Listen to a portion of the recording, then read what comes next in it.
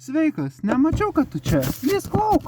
Jūs dabar turbūt galvojat, kaip Pasate turėtų būti šilta, jūs taigi viskas susitvarkė. Taigi naujas pečiukas, taigi susitvarkė sklendės, taigi turėtų būti šilta. Ir panašu, blėt, kad man dabar yra šilta šitoj mašinai. Aš su 4 sluoksniais. Ir čia tik tai triusiuk. O. Tai ne, Pasate vis dar nėra šilta. Ir aš neįsivaizduoju kodėl, bet Pasate vis dar nėra šilta. Prasme, net ant didesnių apsukų vis tiek pučia, pakankamai vos šiltą orą. Nėra karštas, kaip turėtų būti, nors variklis yra pilnai užkaitęs. Ką aš padariau? Aš nuvažiavau į pirmą pasitaikiusią parduotuvę, kurioje nusipirkau rūkyt, nes šitą mašiną išpisa mane, ir tada nuvažiavau taip ir nusipirkau naują kamštelį, antifrizo. Ir surprise, dabar tikrai geriau. Dabar bent jau ant didelių apsukų tikrai, šilta pučia. Jau, aš jau pripažįstu tikrai šilta, bet ne karšta, šilta. Bet ant visų apsukų vis tiek šalta. Ir, realiai, vienintelė likusi problema, kas gali būti, tai yra vandens pompa, kuri yra kažkur ten, kurios darbas yra kaip žmogaus širdis.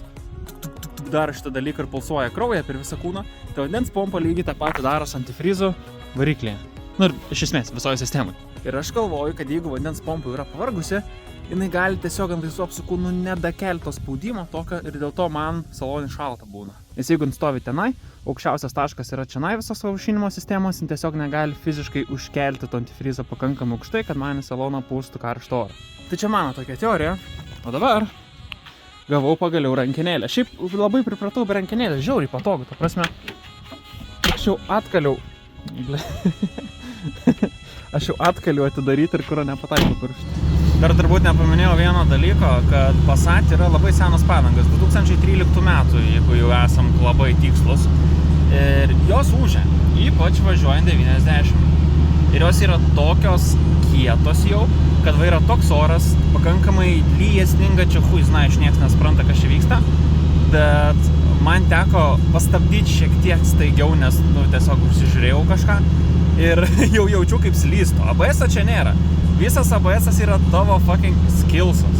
Tai teoriškai Passatui reikėtų ir naujų padangų, bet aš jau turiu kaip ir virinimo kaštus, tada dar padangų kaštai ir man atrodo, kad šitą mašiną, jeigu aš viską darau, man stovės, 2-3 Passatai. Kas aš vis dar galvoju, ar verta. Ką tu? Prižiūri mane? Va, taip atrodo nauja rankena.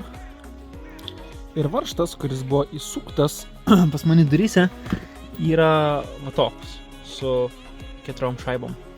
Jisai netinka į rankeną, nes akivaizdžiai kažkada buvo nulaužtas ir tiesiog pritaikytas. Tas yra per didelis. Buvau dėjęs pilnai rankeną ir jinai vis tiek neveikia. Va, kai darau, jinai turėtų nuleisti va šitą daiktą žemyn, bet jisai vos tik pajuda. Tai žodžiu, reikia bandyti gal sutekti viską tiesiog. Ką, tu čia?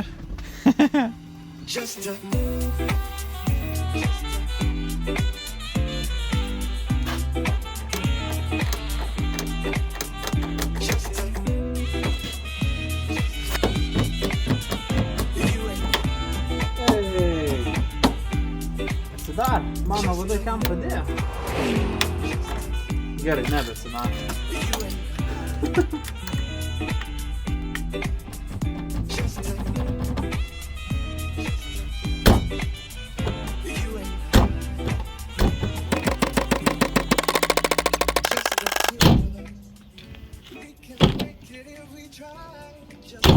Kaip nauja mašina. Tik nesprantu, kodėl tarpas lieka. Jis atrodo šį sustūmęs esu, bet lieka tarpas. Bet čia, tarkim, tarpas irgi yra. Bet kitur čia tarpo praktiškai nėra. Čia tarpo apšė nėra. Na, jaučiu tais metais stiprėjo.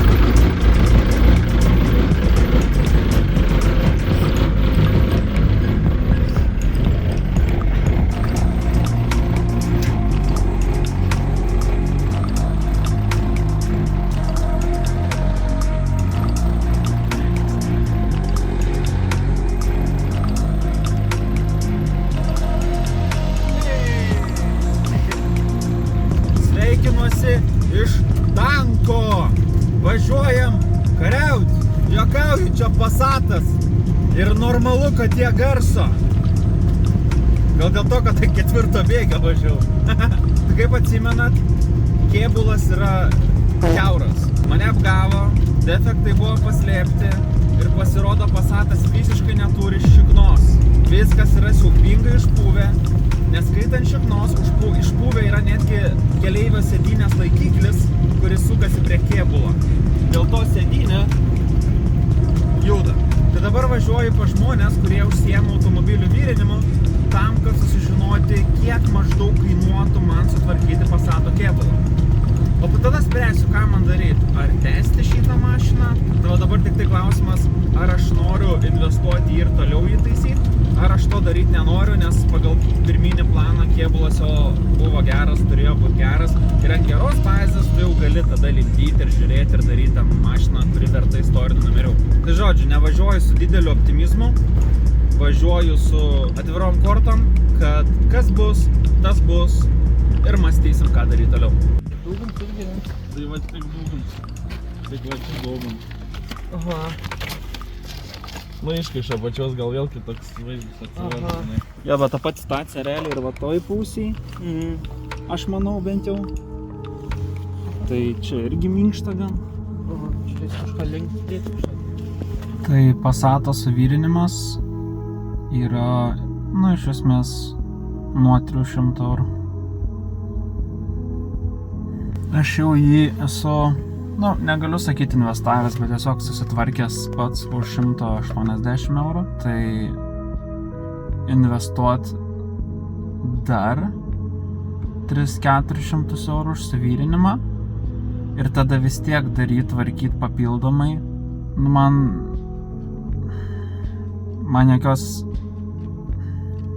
nežinau.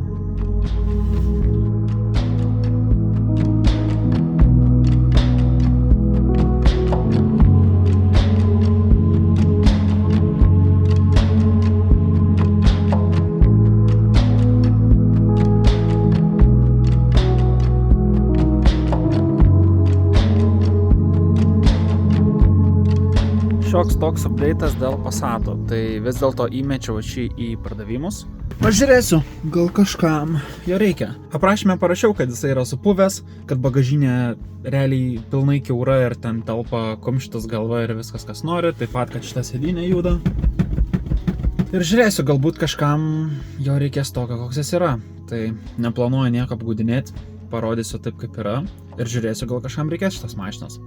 Nes jau paskambino vienas žmogus, kuris domėjosi juo iš esmės, kad čia per automobilis, nes jisai ieško mašinos darbui, nu, prie darbo, prie ūkio, ir jis moka vyrinti, tai jam visos šitos skylės visiškai ne problema, jam yra įdomiau kaip variklis, kaip greičių dėžė ir visa kita. Tai, nu, yra kaip yra, variklis geras, greičių dėžė gera, viskas gražu. Ir nežinau, galbūt toks žmogus paims. Ir šiaip projektas jisai būtų ar taip nenusisekęs, nes mano tikslas, iš esmės, šita mašina buvo pirma mašina, su kuria aš turėjau išsikėlęs tokį kaip tikslą, ko aš noriu iš šito automobilio. Nes jo, man yra smagu, senos mašinos, durnos mašinos ir tiesiog prie jų krapštytis, jom žaisti ir visa kita. Bet Passatas turėjo tikslą. Jo tikslas buvo, ar aš sugebėsiu jį atkelti iki tokio lygio, kad gautų istorinius numerius. Ir atkelti aš naudoju iš techninės būklės, bet ne iš kėbulo būklės. Nu, turiu omeny, jeigu aš būčiau žinojęs, kad jis yra toks fucking kiauras, aš jo nebūčiau pirkęs. Nes aš jį pirkau būtent dėl to, nes aš mačiau, okei, kėbulas geras, kėbulo bazė yra super, o daugiau aš viską kaip ir galiu išmokti pasidaryti.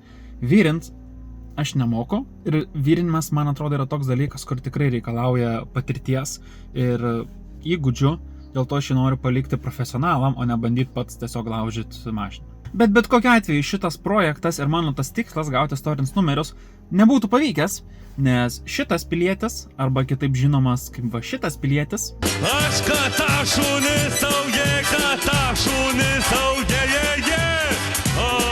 aš ne šuo ir ne katė. sugalvojo, kad istorinio transporto priemonės statusą gali gauti mašinos, kurios nebe 30 metų senumo, o 40 metų senumo. Ir Passatas įkrenta į tą ribą, kur jau jisai, na aišku, jeigu pavasario sesijai patvirtint šitą įstatymą, jau jisai nebytelpa į tuos rėmus. Tai bet kokiu atveju mano projekto tikslas nebūtų pavykęs, jeigu šitą įstatymą patvirtins. Tai va toks trumpas yra Passato update'as ir žiūrim, kas bus toliau.